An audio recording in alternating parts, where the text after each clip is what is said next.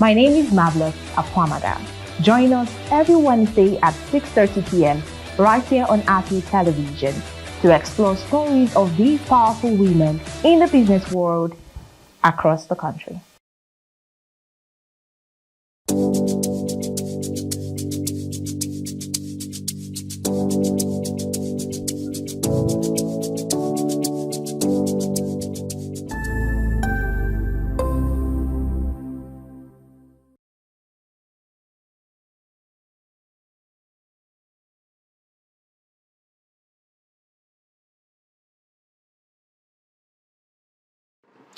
I am Cherry Ojukwu, and I have my guest here with us, no other than Dr. Stan Ukeje, a development economist and public policy analyst.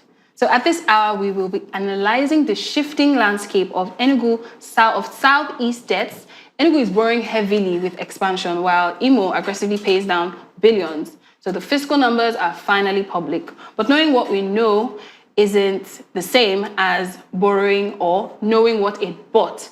So it's true transparency a myth. Let's dive straight into it. Kicking it off, Dr. Ukeje, let's start with the heavyweight in the room. Enugu's domestic debt is currently dwarfing its neighbors, with Enugu holding over 180 billion naira in domestic debt, more than Anambra, Abia combined.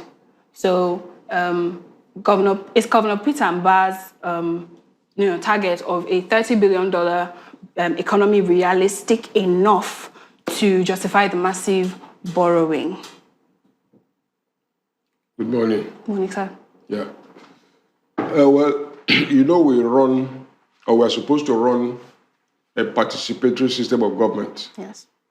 But the government itself is operated by representatives because everybody cannot participate. Mm-hmm. So one fact is that when we talk about democracy means government of everybody participating, but everybody cannot participate all the time.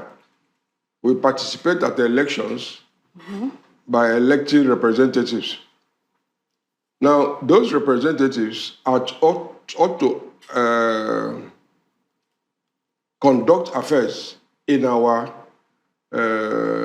our benefit, and then be held accountable. Because if things go wrong, at the next election you vote them out. Mm-hmm.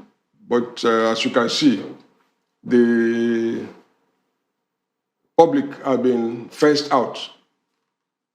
So what government does is unknown to the people, except for this system of publication that has thrown them up. Oh. Of course, ambition, like Shakespeare said, should be made of sterner stuff. Ambition should be made of sterner stuff.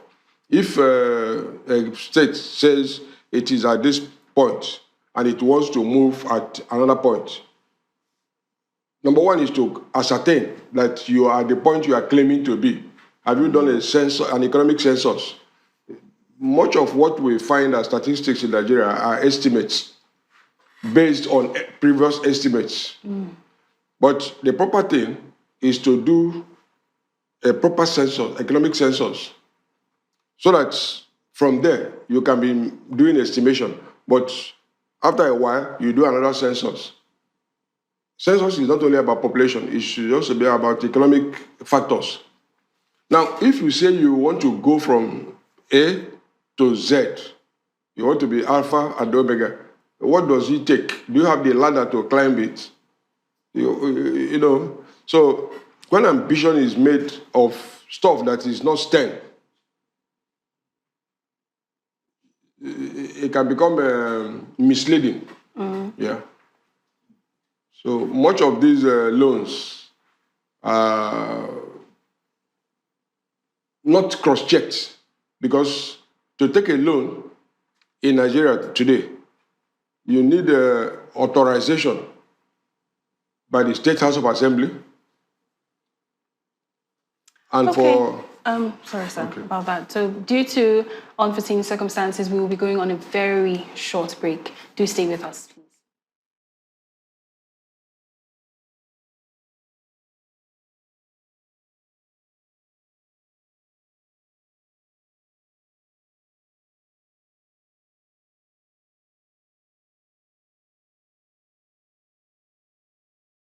All right, you're welcome back. So we move on with what Dr. Stan Ukeje was earlier mentioning. So, sir, go ahead. Yes, Nigerian governance system is participatory. Yeah. It's participatory at the election, when you elect those who will represent you, because everybody cannot participate in every governance step. But you'll find that the governance system ought to have checks, authorization, and balance. The House of Assembly of a state ought to approve every loan that the government takes. It first appears in the budget as deficit. In other words, you are required to do things more than the revenue you project. If it is approved, then you can borrow. If you want to borrow from abroad by Nigerian policy, you ought to inform the federal government, the Federal Ministry of Finance, who will contact the Debt Management Office. The DMO will check the balance the state is owing externally. Compare it to its 12 months past federal allocation to know whether it can be repaid from that federal allocation, because that is apparently the most certain revenue source for every state. If it is approved, then it is approved further by the National Assembly. The National Assembly may not say State A wants to borrow from abroad, but they create a package of all loans from all states and the federal government. Once the National Assembly approves it, then the transaction can take place. So the people are often in the dark about what is happening, because the representatives do not represent the people or do not report to the people what they are approving. Oh, okay. So it's essentially a high-stakes gamble on the rapid growth versus accommodation or accumulation. Raise your voice. So it's essentially like what you said right now. So basically, it's essentially a high-stakes gamble on rapid growth versus accumulation, since the state does what it does, and then there has to be like a borrowing and a collecting. So it just makes sense with what you've just said. I'm trying to really wrap it all up. So leading on with my second question to you, let's shift from the numbers of transparency to the World Bank that has enforced states to open their books. So while external programs like the World Bank's FTAS and SABA have forced states to publish their budgets, is it commitment to data transparency genuine, or merely a box-ticking exercise to access more grants? Well, the World Bank can achieve it because, one, it is a development institution. Secondly, it's a multilateral organization. Nigeria is a member. Nigeria is represented on the board of the World Bank by the Minister of Finance. Okay. The alternative representative is the central bank governor. So if you are in, you must provide accurate accounts. And they have an office in Nigeria, and they keep lending to Nigeria. So they cannot lend to you without knowing your indebtedness status. So that's how this thing came to the public. Now, you will discover that like anybody who is borrowing, you consider the sustainability of that your debt. Sometimes people use indicators like, what is the debt per capita? What's the debt per capita? If you take the total amount being owed, if you divide it by the population, how much does it amount? It could be little. But in a country where there is high level of poverty, and then continuing fiscal indiscipline, it's risky, because you mortgage the future. If you are, let's say, the governor of Enugu State or the government of Enugu State 1999 to 2007 borrowed so much, which have not been paid or fully paid by the states. And the current government is also borrowing. It means that the livelihood of the future population is being mortgaged. In other words, they will come with a burden. When they come, they will carry a burden of consumption, which the previous population had undertaken.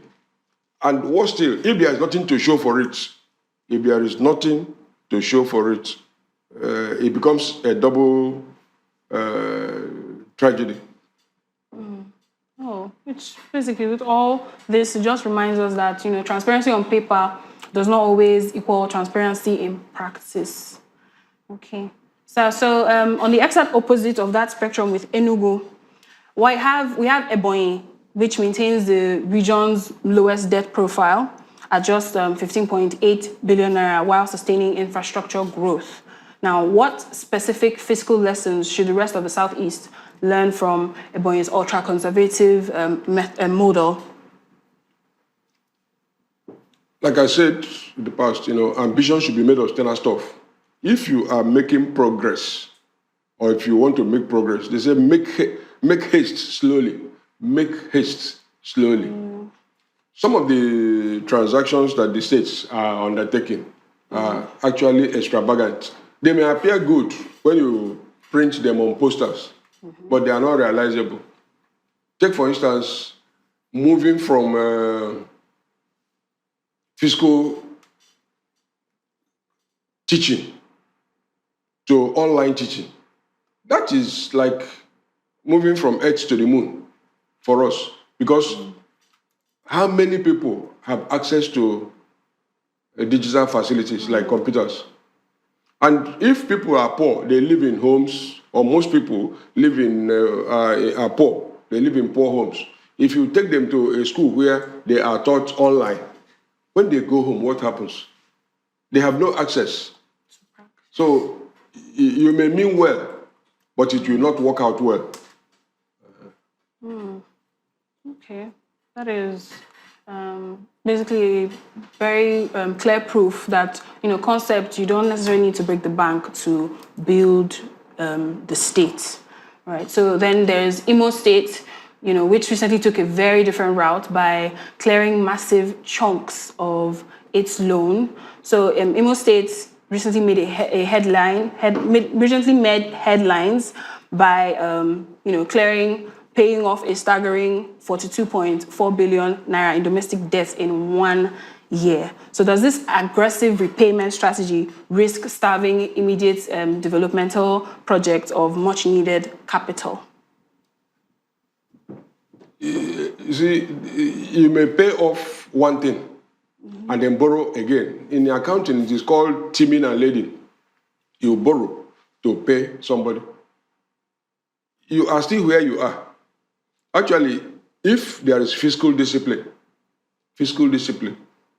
things like outstanding pensions and gratuity, those are the things that government should pay. But if you are owing people who have worked for you an amount that is lower than what you are borrowing to invest in a venture that you are not sure will generate revenue, it doesn't show fiscal discipline. So certainly you can see Ebonyi by population size and income opportunities appear to be the poorest in the Southeast.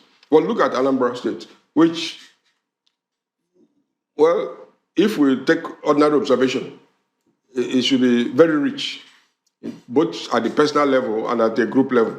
But you can see that their debt is a little bit more balanced. So, and maybe because their governor is an economist, and maybe they have more quality civil servants. But you can see, if you take Enugu, for instance, some of the programs doesn't appear to be well planned. Not that it's not planned, but the people who ought to supervise it, who ought to manage it, the civil service, apparently are not aware. Because take, for instance, the crisis the government has with a contractor building digital schools, Sujimoto. I'm sure if the Ministry of Works or the Ministry of Education were asked to participate, they will first of all ask that people who are registered as contractors in Enugu State in the past, whose identities are well known, should bid.